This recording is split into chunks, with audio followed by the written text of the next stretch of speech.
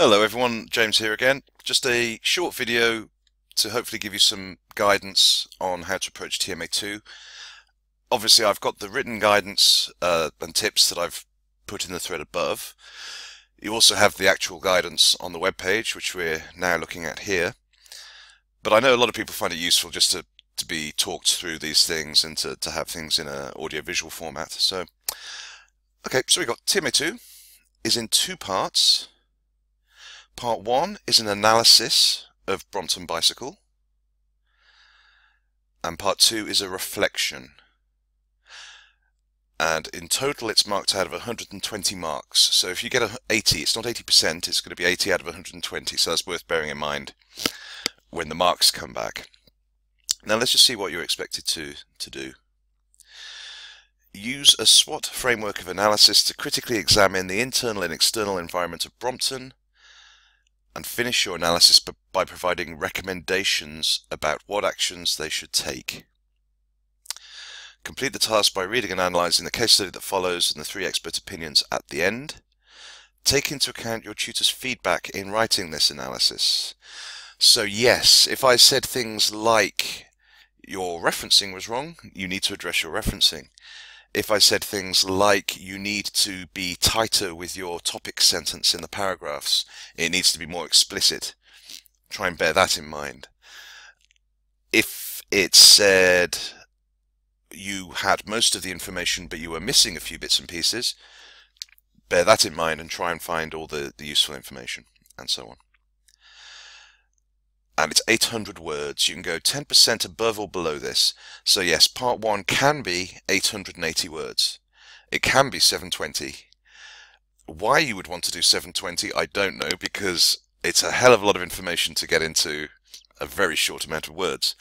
But yes, anything up to 880 as a maximum is acceptable.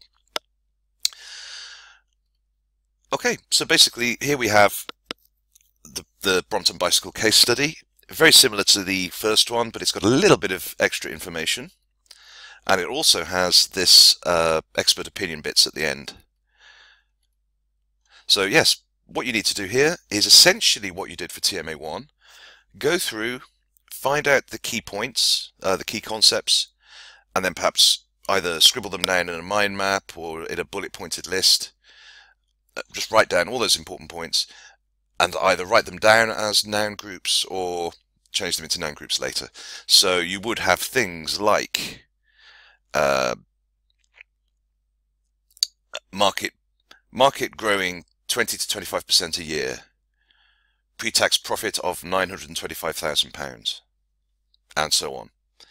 So you go through, pick out all the important information, very much like you did with TMA1. And then let's just see what you have to do after that. So, use the SWOT analysis framework. So I have just posted a video on SWOT analysis in general, which will hopefully make things clear. So yes, active reading process, framing the case, blah blah blah. So yes, we've got our big list of noun groups. Then you should create a SWOT analysis table using the noun groups. You should then write up the analysis in paragraph form using the table to help you. Include the SWOT table in your text. Follow the paragraphing structure of text 4.3 as a guide. End your analysis with recommendations about the best way that Brompton can go forward. There are 3 expert views at the end of the case study. You can combine what is written by these experts, or you can include your own recommendations, and so on. You should have a title, a SWOT analysis of Brompton Bicycle. You should have an in-text reference, for example, Smith 2008. That shows where you found your information, so it's in the article they gave you. Or here, Stenning, cited in Smith 2008. So if you use the Stenning one of the recommendations, it's Stenning who said the information, but it was cited in Smith. Smith mentioned what Stenning said, and that's how you write that. Again, I'll be putting some little videos up on referencing as well, actually, the next few days. And then you also need an end of text reference, like you did in TMA 1. At least one, preferably 2 or 3 if you can. Now, okay, that's that. In reality, what does that mean? Well, I've drawn up a little template here of a good approach. So we have our title, a SWOT analysis of Brompton Bicycle, and as this is not an essay, it's a case study analysis, we can use a report structure, which means we can use headings and subheadings and diagrams, which obviously you can't do in essays. Okay, so we start off with our introduction, with a heading. What sort of things should we want in the introduction? Well, as I say, this is only 800 words, so you want to keep it brief. You don't have many words to play with. So what we would need is some background information, maybe just a sentence. So something like Brompton is a London-based manufacturer of folding bicycles, blah, blah, blah, blah, blah. So background information. We would then need, as you always do in introductions, so this is quite a good approach for all introductions, whether they be essays or reports, background information, then define the key terms. Are there any terms in there that you need to really say what they are? So something like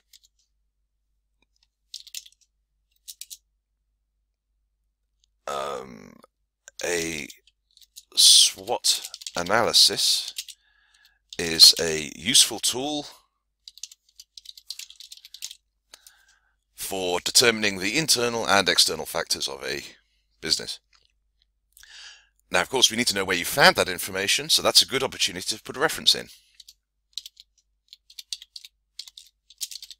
So you probably got that out of the course book.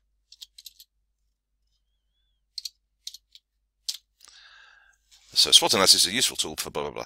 So you've given a little bit of background information, you've defined some key terms, then the last thing you always need to do in an introduction is to state the purpose of the assignment. So the purpose of this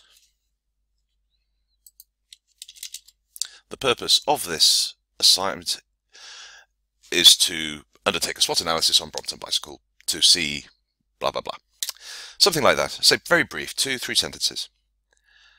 So background information, definition of key terms, the purpose of the assignment, what's it going to be doing? And that's a good little plan to follow for all introductions. We then have our second heading, SWOT analysis, and our SWOT table. I won't go into too much detail here. As I say, we've got the other SWOT table video to look at if you want. But yeah, so it'd be strengths, £1 million investment, blah, blah, blah.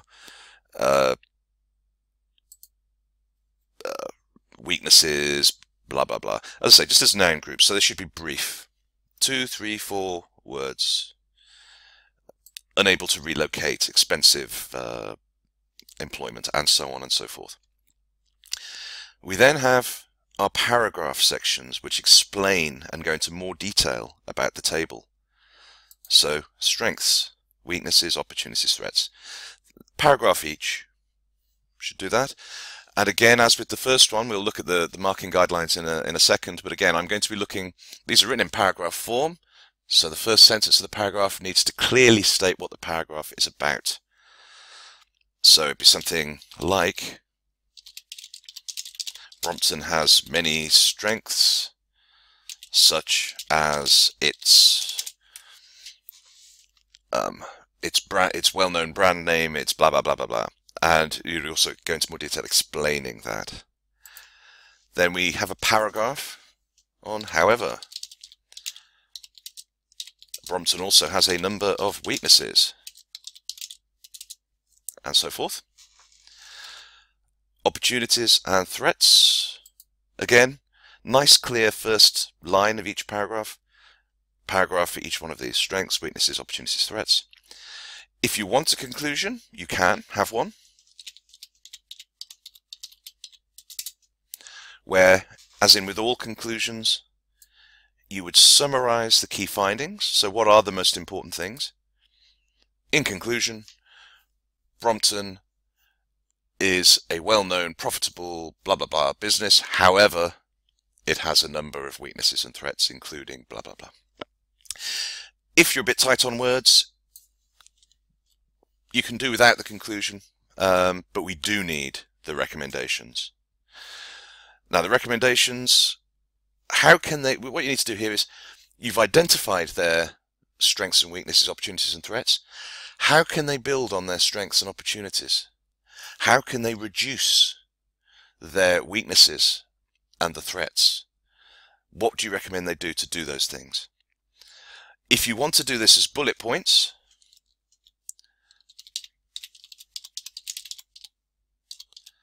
so perhaps an introductory sentence here saying there are a number of recommendations that Brompton should implement to improve their position in the market. These include, and then bullet points. That's fine, because again, as with most reports, the recommendation section, it's good if it's clear. It's the sort of thing that the reader, the business reader, is going to probably flick straight to anyway. So, as I say, maybe just an introductory sentence. There are a number of recommendations that Brompton can do, and then, as I say, bullet points after that is fine in the recommendation section. Then on a new page we have our references. So they've given you the Smith one.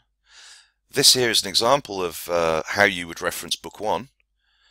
As I say, I will post some more information on referencing this week, but just to show you how to format the book, it's always authors first, surname and initials, not first names, then the year of publication, then the title of the book in italics, then the place of publication, and the publisher.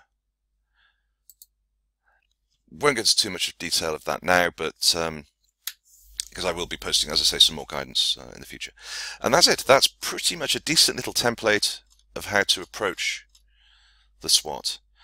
Now, I've got about a minute left, a couple of minutes left before I run out of time, because I'm limited to 15 minutes on this thing, on the screencast software. So let's just quickly look at the marking criteria, because again, as with TMA 1, this is what I will be looking for in the marking. So all of the material has been used and transferred correctly. All of the material has been referenced. So in-text references and end-text references. The structure of the text is appropriate to the task. Paragraphs are organized using high-level generalizations. So yeah, a good topic sentence at the beginning of the paragraph. All of the text is written in a formal and objective style. So yeah, no I's, no you's, no we's, no isn'ts, no can'ts, no won'ts. It's is not, cannot, will not. And it's just generally not chatty, quite formal. The grammar's okay, the spelling's okay, it looks neat, it's double spaced, and so on. So that's part one. Now part two is a reflection, and I know some people sometimes have trouble with these if they're new. The reflection has to be written in paragraphs, so it's not just you're not just answering the questions, but the questions are there to guide you. So you have 500 words here. There's no 10% on this one. It is 500 words.